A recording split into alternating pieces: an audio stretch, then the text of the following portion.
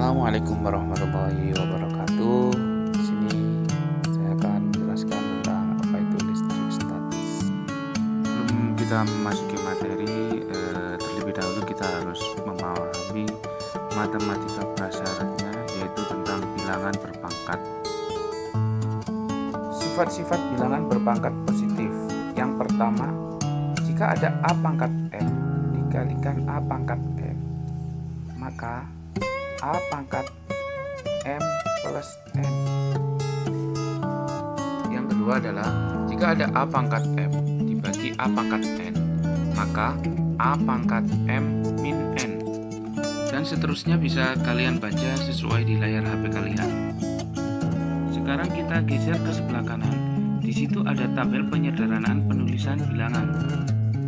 Contoh yang pertama, 100.000. Di situ tertulis 0 berjumlah 5, maka penyederhanaan penulisannya adalah 10 pangkat 5. Selanjutnya 10.000, 0 berjumlah 4, maka penulisannya adalah 10 pangkat 4. Selanjutnya bisa kalian baca sampai contoh penulisan paling bawah. Seperti 10 pangkat 0 itu adalah 1, 10 pangkat min 1 itu adalah 0,1, 10 pangkat minus 2 0,01. Jadi kesimpulannya adalah pangkat itu adalah jumlah 0. 10 pangkat 4 itu 10.000, nolnya ada 4. 10 pangkat 0, nolnya ada 1. 10 pangkat minus 2, nolnya ada 2, tapi di situ ada minus, berarti nolnya berada di depan angka. Kalau positif berarti nolnya berada di depan angka.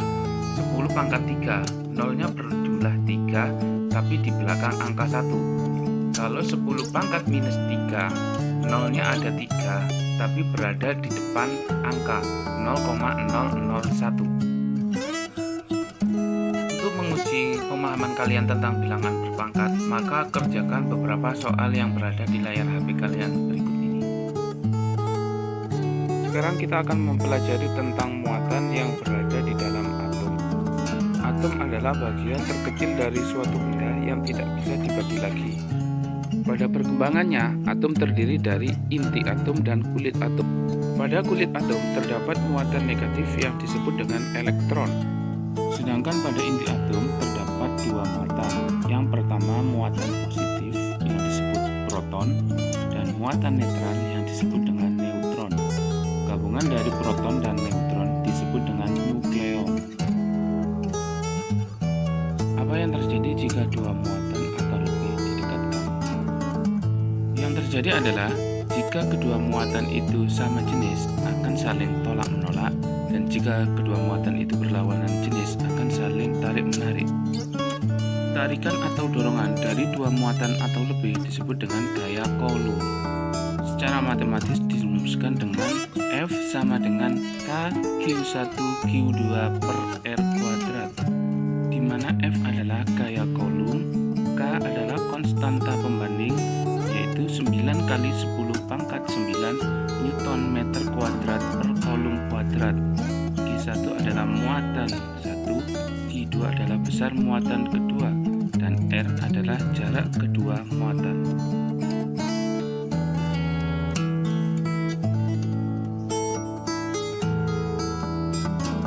Penulisan vektor gaya dari interaksi kedua muatan seperti yang terlihat pada layar HP kalian. Jika kedua muatan sama jenis, maka akan saling menjauhi atau tolak-menolak. Jika kedua muatan berlawanan jenis, akan saling tarik-menarik atau vektor gayanya saling mendekati. Untuk muatan 1, penulisan vektor gayanya adalah F12. Artinya gaya Coulomb muatan 1 terhadap muatan 2. Begitu juga dengan muatan 2. Penulisan vektor gaya Coulombnya adalah F21, yaitu gaya Coulomb muatan 2 terhadap muatan 1. Besarnya F12 itu sama dengan F21, yaitu sama dengan F sama dengan K Q1 Q2 per R kuadrat. Sekarang bagaimana jika terdapat tiga muatan yang membentuk segitiga sama sisi? Untuk analisisnya harus menerapkan kaidah-kaidah besaran vektor. Misal yang ditanyakan besar gaya kolom pada muatan 1. Kita harus mencari besar gaya kolom muatan 1 terhadap muatan 2 atau F12, dan kita harus mencari besar gaya kolom muatan 1 terhadap muatan 3 F13.